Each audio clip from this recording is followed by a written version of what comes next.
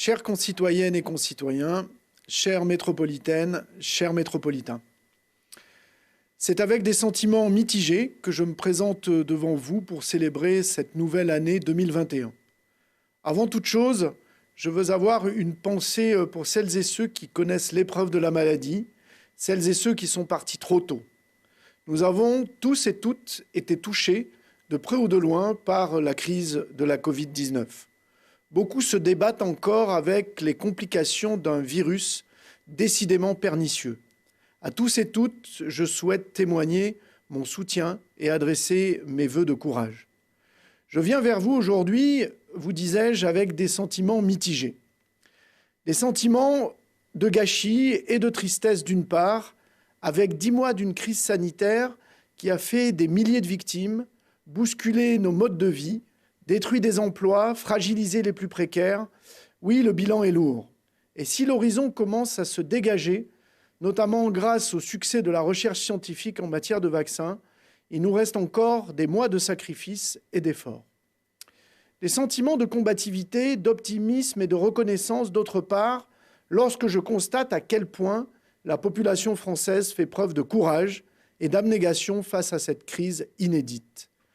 Dans ce contexte si particulier, le service public a révélé toute son importance, tant en matière de santé, de sécurité ou d'enseignement, que de services publics du quotidien, essentiels à la vie des habitantes et des habitants de notre territoire.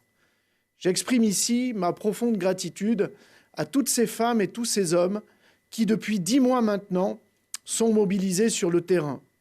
Il n'y a pas meilleure démonstration de leur rôle essentiel et pour nous, élus de la République, meilleur encouragement à protéger et à faire perdurer ce modèle. Cette crise sanitaire a également mis en lumière, plus que jamais, les conséquences d'une mondialisation non maîtrisée et dévastatrice pour notre environnement. Elle a ainsi entraîné une prise de conscience de l'état de notre monde et des changements que nous devons opérer. Soyez-en sûrs, nous sommes désormais plus nombreux à nous interroger sur nos modes de consommation, à remettre en question nos vieilles habitudes, à vouloir faire preuve de coopération et de solidarité. C'est ce que nous avons constaté ces derniers mois à l'échelle modeste de notre métropole. Nous avons, ici, des capacités de résistance aux épreuves et des atouts pour rebondir. Nous sommes résilients par nature. Notre territoire est profondément pionnier. Il a toujours su s'adapter et se renouveler. Depuis l'invention de l'hydroélectricité, qui a propulsé notre cité à l'avant-garde de la révolution électrique, il y a près de 100 ans, jusqu'au développement d'une nouvelle industrie de la connaissance et de la recherche de pointe dans les années 50 à nos jours, qui a inscrit la région grenobloise sur la carte du monde de l'excellence scientifique. Or, nous voilà désormais placés à l'orée d'un nouveau monde, celui des transitions énergétiques et écologiques, celui d'un monde décarboné, respectueux de la vie sous toutes ses formes. Ce monde, nous allons continuer de le bâtir ensemble, sur le territoire, au cours des prochaines années. Son socle sera fait de coopération, de solidarité et d'entraide. Et son édification sera réalisée avec vous.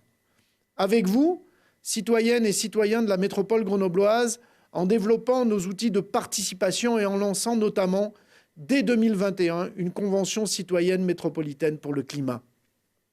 Avec vous, maires et élus des 49 communes de ce territoire, avec qui nous avons renforcé les liens en 2020, liens que nous consoliderons encore cette année. Avec vous, acteurs et actrices économiques de toute taille, commerçants, restaurateurs, hôteliers que nous avons soutenus et accompagnés tout au long de cette crise, et avec qui nous amplifierons nos coopérations. Avec vous, partenaires associatifs et culturels, qui avaient besoin plus que jamais d'attention et de protection, et qui, bien sûr, est essentiel à notre quotidien, tout comme à la solidarité envers les plus démunis, envers ceux qui ont plongé ces derniers mois dans la précarité et vers lesquels la métropole a renforcé ses initiatives, son soutien et son accompagnement. Avec vous, agentes et agents de la fonction publique territoriale, hospitalière et d'État, dont je connais et salue la vigueur de l'engagement au service des habitantes et des habitants de ce pays et de notre territoire. Je crois en l'avenir, je crois en l'humain, je crois en notre résilience et en notre résistance, Ensemble, nous trouverons les ressources pour réinventer notre monde. Je vous adresse à toutes et à tous mes vœux métropolitains de santé, de courage et de solidarité pour 2021. Prenons soin les uns des autres.